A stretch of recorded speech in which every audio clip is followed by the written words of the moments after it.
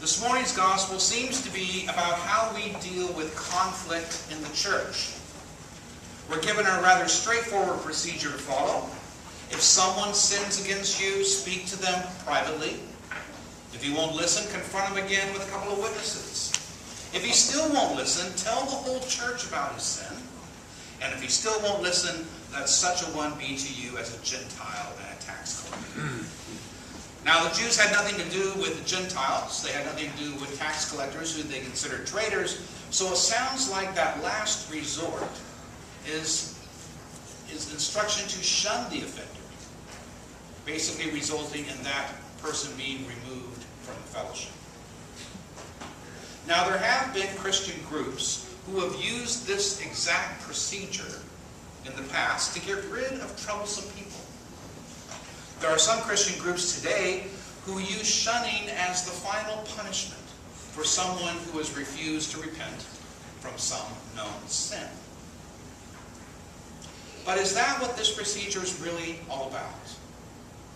Is it a way for us to get rid of sinners in our midst? I sure hope not.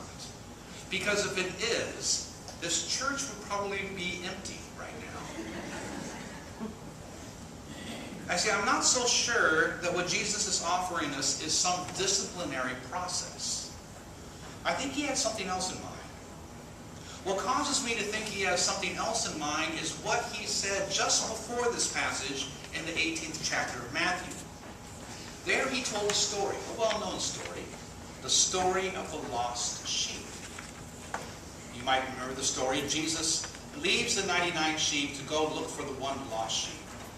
And then the text tells us, and if he finds it, truly I tell you, he rejoices over it more than the 99 that never went astray. Rejoices more than the 99 that never went astray. And the text goes on, so it is not the will of your Father in heaven that one of these little ones should be lost. Jesus goes directly from saying that into this procedure about how to deal with conflict. Right after he talks about how much that the Father in heaven does not want to lose one of those who has gone astray, then he talks about it is not the will of the Father in heaven to lose one of those little ones. So I don't think it's about this discipline. I think this probably is more about reconciliation, being reconciled, being at peace with one another.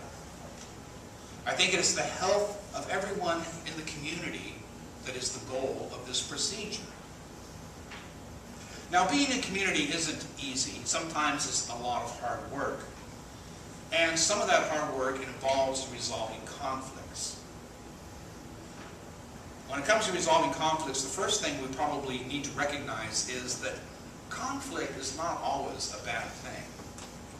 I've told you before about my stepmother's family. She was born in Greece, and she had 9 Greek brothers and sisters who were all married. Their idea of a good time, and I had not grown up in this culture, so this was a shock to me. Their idea of a good time was to gather at Uncle Cosmo's house. Uncle Cosmo's had a large house in Hollywood. And in the kitchen, he had a huge butcher block table where 20 of them could sit. So they would gather for lunch, and they would start eating wine and drinking wine and eating cheese and arguing with each other. And they would really argue, yelling and screaming, calling each other names. Some of the names were spoken in Greek, so I learned some unusual Greek terms. And this argument would go on from lunchtime until dinner time, and then they would have dinner, and then they would all go home. And when they went home, they would all hug and tell each other what a wonderful time they had, and we have to do this again very soon. For them, conflict was normal. It's how they communicated with one another. So sometimes conflict is simply a form of communication. Nothing more, nothing less. So if we have the goal of reconciliation instead of the goal of discipline in mind, let's look at this process of conflict resolution one more time. First, we speak to the person in private. We don't talk about the way we feel this person has hurt us to others. We don't talk behind their back. And we don't blurt it out in the middle of coffee hour. We meet the person in private. We speak our truth, and then we listen to the person's response. And that's an important step. Perhaps it was just a bad piece of communication that happened and is easily resolved. Or perhaps the person will then realize in private, or they're not going to lose face by doing this, they will realize that they have hurt you. And they will apologize and ask for forgiveness right then and there. The issue's been resolved. Or maybe there's something that you have done that possibly you were unaware of that has caused the offense. Maybe you need to ask for the other person's forgiveness. If the goal of this initial conversation is reconciliation, we will speak our truth in love with no heat.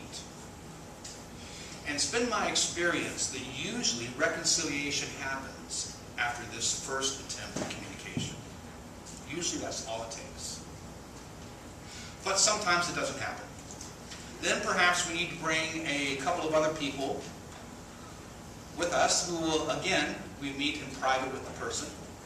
I've had to do this a few times in my 24 years as a priest, and it can be effective if the goal is clear. The goal is not discipline. The goal is reconciliation.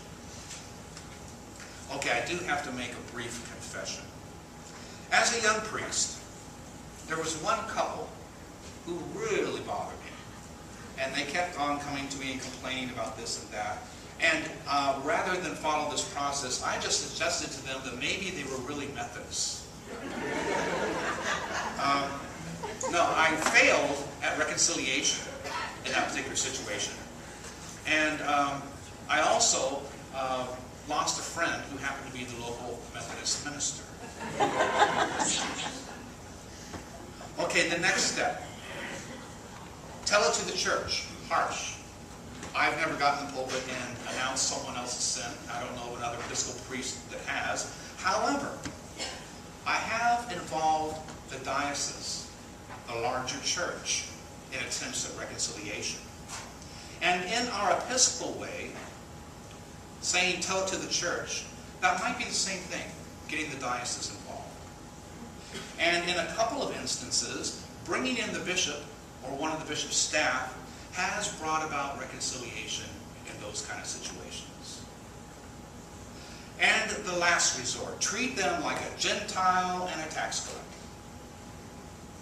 Okay, wait a minute. How did Jesus treat Gentiles? There is the story of the centurion who seeks Jesus out, admits that he is not worthy of Jesus coming under his roof because he's a Gentile, and says that he knows that if Jesus says the word, his servant will be healed. Jesus immediately extends healing to the servant and marvels at the depth and purity of the centurion's faith. Then we recently had the story of the Gentile woman who kept pleading with Jesus to heal her daughter, and at first Jesus refuses. But finally, impressed by the woman's great faith, he changes his mind and he heals her. If we look at the actions of Jesus, he responded to people of faith, be they Gentile or Jew. And how did Jesus treat tax collectors? Well, we get this passage from the Gospel of Matthew. Matthew was a tax collector. Matthew was a tax collector whom Jesus called to be one of his disciples.